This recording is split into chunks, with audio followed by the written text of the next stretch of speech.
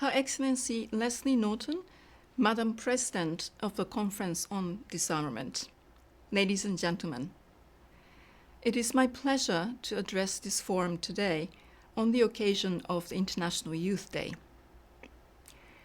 The international community bears a special responsibility in ensuring the perspectives of youth, their aspirations for their future, as well as their concerns about existential threats to current and future generations, are taken into account by facilitating the conditions that allow them to express their viewpoints and reach their full potential.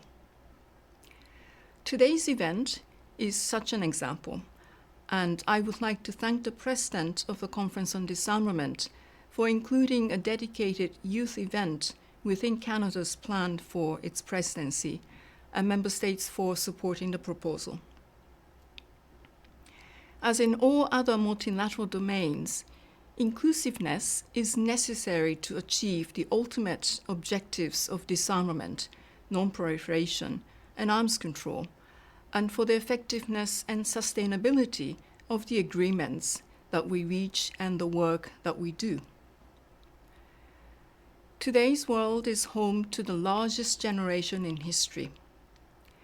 40% of the world's population is under the age of 25. The youth, peace, and security agenda has gained momentum in recent years, marking a paradigm shift in the understanding of the important role young people can and should play in peace and security. In his agenda for disarmament, the Secretary General acknowledges the tremendous force of young people in bringing about change in the world, the crucial role they play in successful campaigns, and the new and innovative ways in which they interact, organize, and mobilize to advance bold solutions for the future.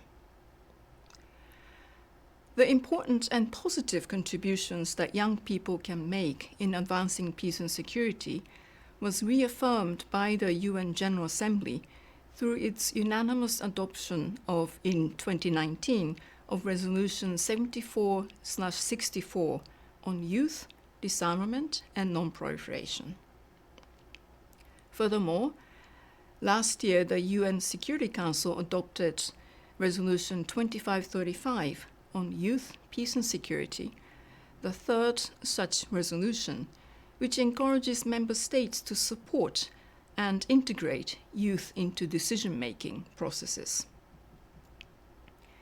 Recognizing the importance of young people to bring about change, the UN Office for Disarmament Affairs launched its youth outreach initiative, #YouthForDisarmament, in 2019 to engage, educate, and empower young people with the aim of facilitating their meaningful participation in the field of disarmament and non-proliferation.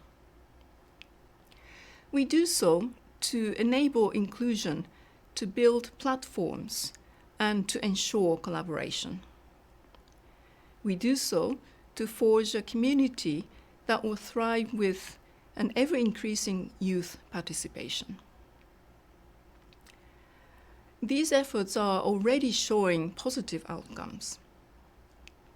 I am extremely proud of a number of our recent activities, which I would like to briefly share with you. First, I would like to note that the #YouthForDisarmament initiative was recognized by the Billion Acts of Peace Award as the best coalition building project of 2020.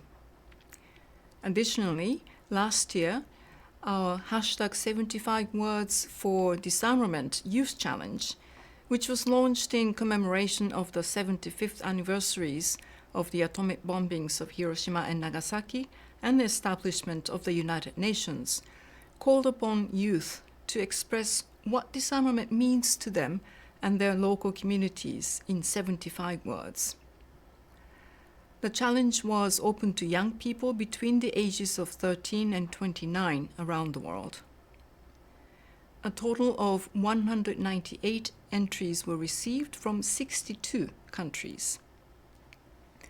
The winning entries were announced during an event held during Disarmament Week. In June of this year, jointly with the government of the Republic of Korea, we co-sponsored the Youth Forum on Disarmament and Non-Proliferation. The forum facilitated space for young people to present and discuss their perspectives for establishing a safer, more peaceful world, with particular focus on the linkages between disarmament and the SDGs, new and emerging technologies, and gender equality.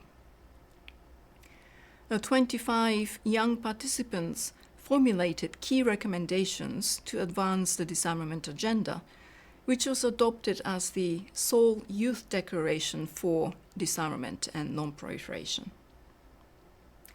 A key program carried out by my office is the UN Youth Champions for Disarmament. This is UNODA's flagship youth training program. Some of those champions will address you during today's session.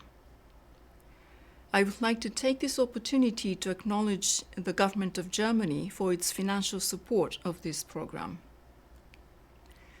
In 2019, 10 youth champions were chosen out of 6,515 applicants from 150 countries, and they represent an eclectic and geographically diverse group of youth advocates.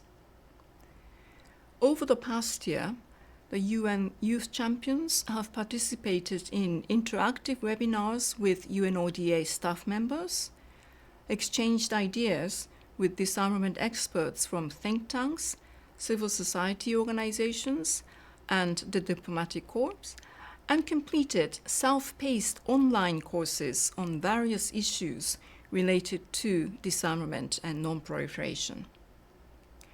Many have taken part in speaking engagements, raising awareness and imparting knowledge on issues related to disarmament, non-proliferation, and arms control within their local communities and amongst fellow young leaders.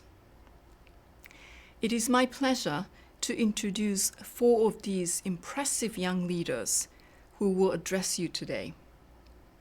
Ms. Dilan Eshugi Koç from Turkey, Mr. Patrick Karekesi, born in Rwanda and raised in Uganda, Ms. Kirsten Mose from Canada, and Ms. Ninh Trang Phuong from Vietnam. I know that their diverse perspectives will continue to enrich the discussions taking place in the disarmament field, including here today. Ladies and gentlemen, while I cannot be with you physically today, I would like to put some questions to you and to our youth champions in closing that I hope would facilitate the discussions.